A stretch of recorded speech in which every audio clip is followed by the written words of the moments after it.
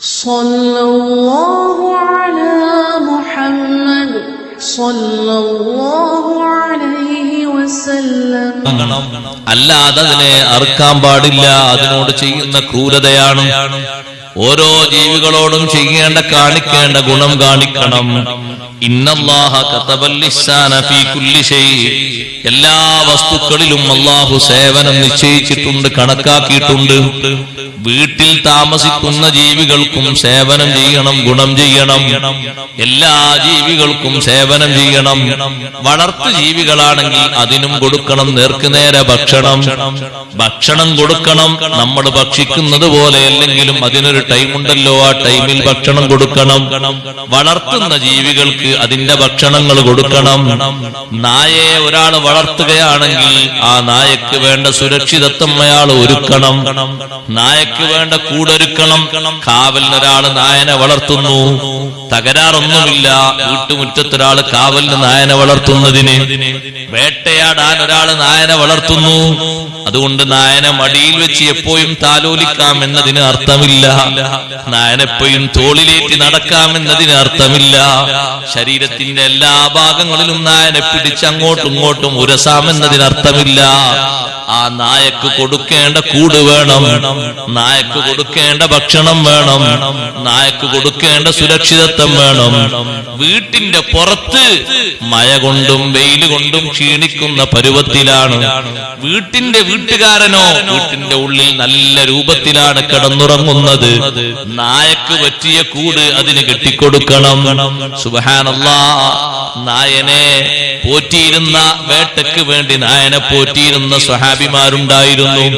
അവർ നബി സല്ലല്ലാഹു അലൈഹി വസല്ലം തങ്ങളോട് വന്ന് ചോദിച്ചല്ലോ, ഞാൻ വേട്ടയാടൽ പഠിപ്പിച്ച നായയെ വേട്ടയാടാൻ വിട്ടുനോക്കുമ്പോ എന്റെ നായ പോയി വേട്ടയാടിയപ്പോ ഞാൻ വിട്ടതല്ലാത്ത വേറൊരു നായയെയും ഞാൻ അവിടെ കണ്ടു.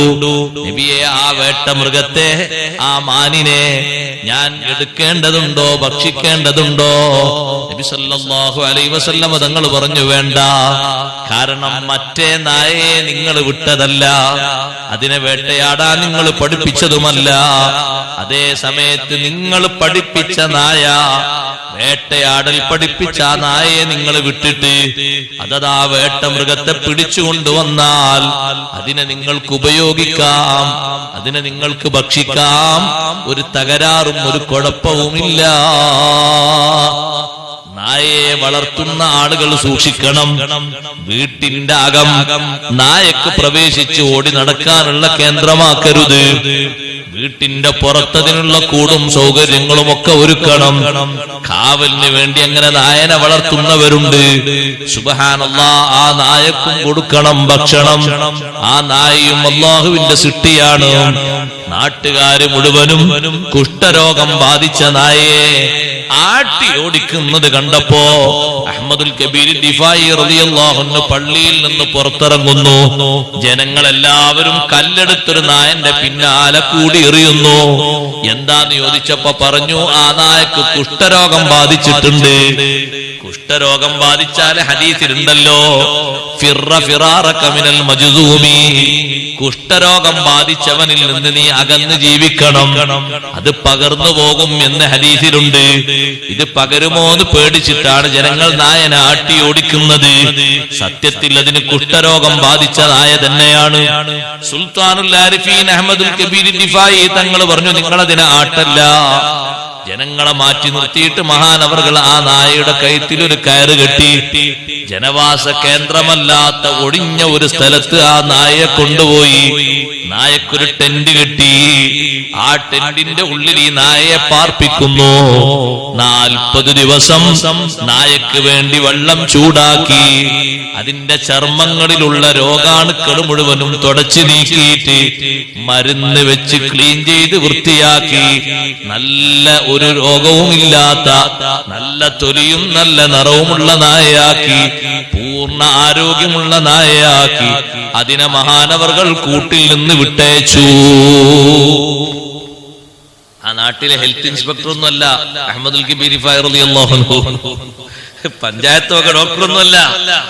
പക്ഷേ അവരുടെ മഹാന്മാരുടെ മനസ്സിലുള്ള കാരുണ്യം, സേവനം, എല്ലാവരും കല്ലെടുത്ത് എറിഞ്ഞ് ആ നായന്റെ പിന്നാലെ കൂടി അതിനെ കൊന്നുകളയും. അഹ്മദുൽ കബീർ റിഫായി റളിയല്ലാഹു അൻഹു പറഞ്ഞു, വേണ്ട, ഞാനതിനെ ശുശ്രൂഷിച്ചോളാം. മഹാനവറുകൾ സ്വന്തം ചെലവിൽ അതിന് ടെന്റ് കെട്ടി ആ നായക്ക് ട്രീറ്റ്മെന്റ് ചെയ്തു. നാട്ടിലാരും നോക്കാതെ രോഗം ബാധിച്ച് കിടക്കുന്ന ഒരു നായയെ കണ്ടാൽ ഏതെങ്കിലും ഒരു തരത്തിൽ അതിന് മരുന്ന് വെച്ചു കൊടുക്കാൻ കഴിയോ നമുക്ക്? അത് വലിയൊരു സേവനമാണ്. കാരണം അതും അള്ളാഹുവിന്റെ ഒരു സൃഷ്ടിയാണ്. വേറെ എവിടെയെങ്കിലും പോയിട്ട് ആ രോഗം ഇങ്ങനെ കൂടി വന്നിട്ട് വേറെ ആരിലേക്കും പകർന്നിട്ട് മറ്റു ജീവികളിലേക്കൊക്കെ ആയിട്ട് പടർന്നു വിടുന്നിക്കാണ് നല്ലത്. അതിന് ട്രീറ്റ്മെന്റ് വിടലല്ലേ നല്ലത്. അതാണ് അഹ്മദുൽ കബീർ റിഫായി റളിയല്ലാഹു അൻഹു ആട്ടി ഓടിക്കണ്ടെന്ന് പറഞ്ഞത്. ആട്ടി ഓടിച്ചാൽ വേറെ എവിടെയെങ്കിലും പോയി പിന്നെ അത് പകർന്നു കുടിക്കുമ്പോ പിന്നെ ഒന്നാകെയാ. അതിനൊറ്റക്ക് കൂട് കെട്ടിയിട്ട് മരുന്ന് വെച്ച് വെള്ളം ചൂടാക്കി ആ ചർമ്മങ്ങളിലുള്ള അണുക്കളൊക്കെ തുടച്ചു നീക്കിയിട്ട് മരുന്ന് വെച്ച് 40 ദിവസം ട്രീറ്റ്മെന്റ് ചെയ്തു. അത് കണ്ടപ്പോ ഒരാൾ ചോദിച്ചു, അമാ തഅതനി ബിഹാദൽ കൽബി ഹാദൽ ഇഖ്തിനാ, ഒരു നായനെ ഇത്രത്തോളം പരിഗണിക്കാനുണ്ടോ? ഒരു നായനെ ഇത്രത്തോളം പരിഗണിക്കാനുണ്ടോ എന്ന് ഒരാൾ വന്ന് ചോദിച്ചപ്പോ അഹ്മദുൽ കബീർ റിഫായി റളിയല്ലാഹു അൻഹു പറഞ്ഞു, മോനെ, ഇദാ ജമഅല്ലാഹുൽ ഖലായിഖ യൗമൽ ഖിയാമ, എല്ലാ ചരാചരങ്ങളെയും ഖിയാമത്ത് നാളിൽ അല്ലാഹു ഒരുമിച്ച് കൂട്ടിയാൽ അവിടെ ഞാനും വരും, നീയും വരും, ഈ കുഷ്ഠം ബാധിച്ച നായയും വരും. ഈ നായനെ എന്റെ മുന്നിലേക്ക് നിർത്തിയിട്ട് അല്ലാഹുവിന്റെ ഒരു ചോദ്യം, അമാ ഇൻദക റഹ്മത്തുൽ ലിഹാദൽ കൽബ്, അമാ ഇൻദക റഹ്മത്തുൽ ലിഹാദൽ കൽബ്, അല്ല അഹ്മദേ, ഈ നായനെ കണ്ടപ്പോ നിങ്ങളെ മനസ്സിലൊരു വാത്സല്യവും തോന്നിയില്ലേ? ഒരു കരുണയും ഈ നായയോട് നിങ്ങൾക്കുണ്ടായില്ലേ എന്നൊരു ചോദ്യം അള്ളാഹു എന്നോട് ചോദിച്ചാൽ എന്ത് മറുപടി പറയുമെന്ന് പേടിച്ചുപോയി. അതുകൊണ്ടാണ് നായനെ ഇങ്ങനെ കെട്ടിയിട്ട് 40 ദിവസം അതിനു വേണ്ട ട്രീറ്റ്മെന്റ് കൊടുത്തത്. സഹോദരന്മാരെ, സഹോദരിമാരെ, അതങ്ങനെ ഒരു ഭാഗത്ത് രോഗം ബാധിച്ച് കിടക്കുന്നത് പൂച്ചയാണെങ്കിലും കോഴിയാണെങ്കിലും ട്രീറ്റ്മെന്റ് ചെയ്യണം. കോഴിയെ നബി സല്ലല്ലാഹു അലൈഹി വസല്ലം തങ്ങൾ വളർത്തിയിട്ടുണ്ട്. കോഴിക്ക് തങ്ങൾ തീറ്റ കൊടുത്തിട്ടുണ്ട്, അന്നം കൊടുത്തിട്ടുണ്ട്. പൂച്ചയും നബി സല്ലല്ലാഹു അലൈഹി വസല്ലം തങ്ങളെ ഹളറത്തിലൂടെ കയറി ഇറങ്ങിയിട്ടുണ്ട്. സ്വഹാബിമാര് വാത്സല്യത്തോടെ പൂച്ചയെ നോക്കിയിട്ടുണ്ട്. നായക്ക് ഭക്ഷണം കൊടുത്തിട്ടുണ്ട്, മൃഗങ്ങൾക്ക് ഭക്ഷണം കൊടുത്തിട്ടുണ്ട്. അവരവർ കൊണ്ടു നടക്കുന്ന മൃഗങ്ങളെ കുളിപ്പിക്കുകയും അതിന് കിടക്കാനും വസിക്കാനുമുള്ള ആലകൾ കെട്ടിയുണ്ടാക്കുകയും ഒക്കെ അവർ ചെയ്തിട്ടുണ്ട്. ഇഹ്സാന് വേണം, സേവനം ചെയ്യണം, ജീവികൾക്കും സേവനം ചെയ്യണം. ഈ സേവനം കൊണ്ട് റബ്ബ് സുബ്ഹാനഹു വ തആല മറ്റു കാര്യങ്ങളൊക്കെ വിട്ടുവീഴ്ച ചെയ്തെന്ന് പരിഹരിക്കാൻ അത് കാരണമാകും. അല്ലാഹ് ഖുർആൻ പണ്ഡിതന്മാര് പറഞ്ഞു.